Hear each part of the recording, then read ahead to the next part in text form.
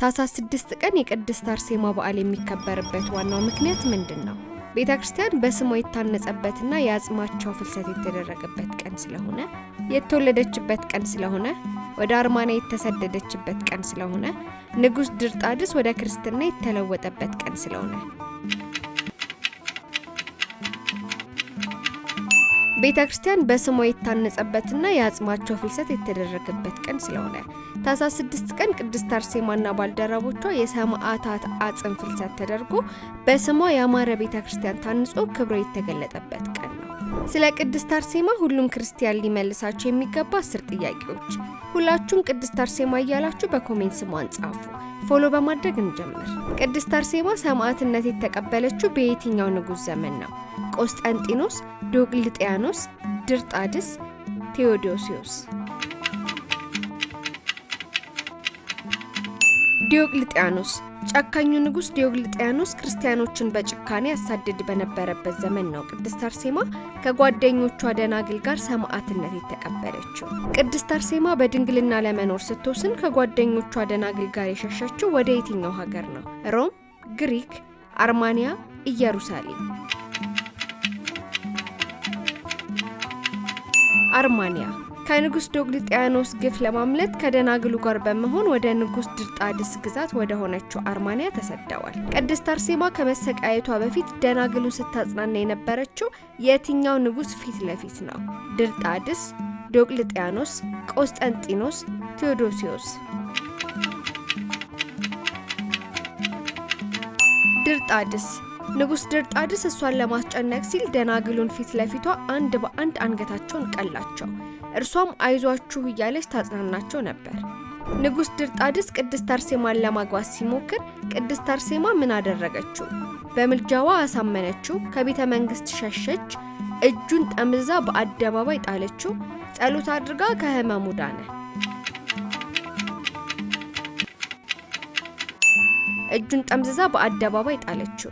ቅድስት አርሴማ የክርስቶስ ሙሽራ ነኝ ብላ የድንግልና ጽናቷን ስትገልጽ ንጉሱ በግድ ሊወስዳት ቢሞክር ኃይለ መንፈስ ቅዱስ አድሮባት በሰዎች ፊት እጁን ጠምዝዛ መሬት ላይ ጣለችው። ቅድስት አርሴማና ደናግሉ ሰማዕትነት የተቀበሉበት ቀን በኢትዮጵያ ኦርቶዶክስ ተዋሕዶ ቤተክርስቲያን ስንክሳር መሰረት የትኛው ነው? ታኅሳስ 6፣ መስከረም 29፣ ሐምሌ 6፣ ጥር 6? መስከረም 29። ቅድስት አርሴማና ጓደኞቿ ሰማዕትነታቸውን ያገኙበት በመስከረም 29 ቀን ነው። ቅድስት አርሴማ ከተሰቃየችባቸው ስቃዮች መካከል የሆነው የትኛው ነው? ሁለቱን ጡቶቿ መቆረጥ፣ ሁለቱን አይኖቿን ማውጣት፣ በሰይፍ አንገቷን መቁረጥ? ሁሉም መልስ ናቸው። ሁሉም መልስ ናቸው። ቅድስት አርሴማ ጡቶቿና አይኖቿ ከተቆረጡና ከወጡ በኋላ በእመቤታችን አማካኝነት የብርሃን አይን ተሰጥቷት ብዙ ስቃይ ከተቀበለች በኋላ በሰይፍ አንገቷ ተቆርጧል። ቅድስት አርሴማ አይኖቿ ከወጡ በኋላ ተአምር ያደረገችላት ማናት? ቅድስት አጋታ፣ እመቤታችን ድንግል ማርያም፣ ቅዱስ ገብርኤል፣ ቅዱስ ጎርጎርዮስ?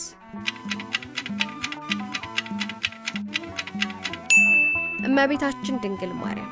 ንጉስ ድርጣድስ ሁለቱን አይኖቿን ሲያወጣባት እመቤታችን ንጽሕት ድንግል ማርያም የብርሃን ልዩ አይኖችን ሰጥታታለች።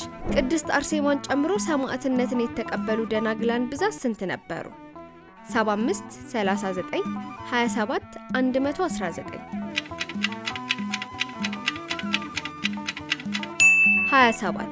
ቅድስት አርሴማ ከ27ቱ ደናግል ጋር ሰማዕትነት የተቀበለች ሲሆን ማህበርተኞቿ የሚባሉት በርካታ ወንዶችና ሴቶች ነበሩ። ቅድስት አርሴማ ስንት ወንድና ስንት ሴት ማህበርተኞች ነበሯት? 75 ወንዶችና 39 ሴቶች፣ 39 ወንዶችና 75 ሴቶች፣ 75 ወንዶችና 27 ሴቶች፣ 27 ወንዶችና 75 ሴቶች? 75 ወንዶችና 39 ሴቶች። ከቅድስት አርሴማ ጋር ሰማዕትነት የተቀበሉ ሰማዕታት ቁጥራቸው 75 ወንዶችና 39 ሴቶች በአጠቃላይ 119 ነበሩ።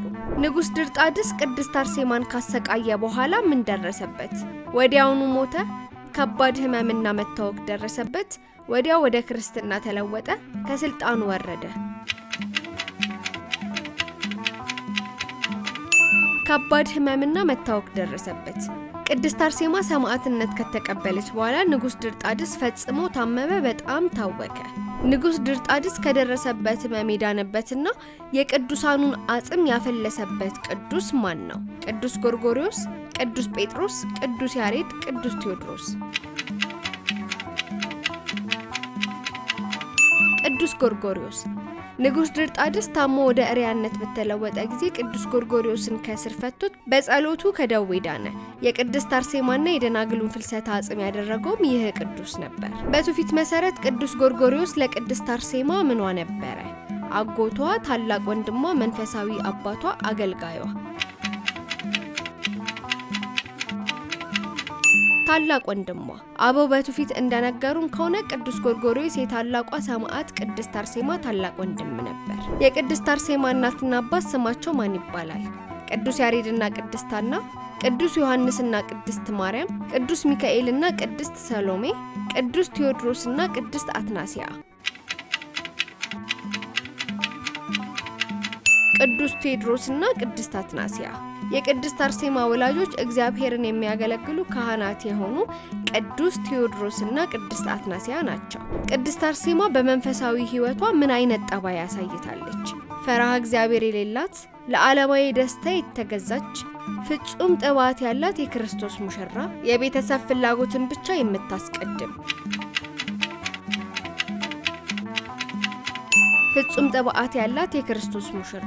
ቅድስት አርሴማ ራሷን ለኢየሱስ ክርስቶስ ሙሽራ ያደረገች፣ ለሰማያዊ ሙሽራነቷ የታመነችና በመንፈሳዊ ሕይወቷ ፍጹም ጥብዓት ያላት ነበረች። ቅድስት አርሴማን በገዳም ውስጥ ከሌሎች ደናግል ጋር አግኝተው ስዕሏን ስለው ለንጉሱ የላኩለት እነማን ናቸው? ጳጳሳት፣ ንጉሱ የላካቸው መልእክተኞች፣ የንጉሱ ወታደሮች፣ ቅዱስ ጎርጎርዮስ። ንጉስ የላካቸው መልእክተኞች።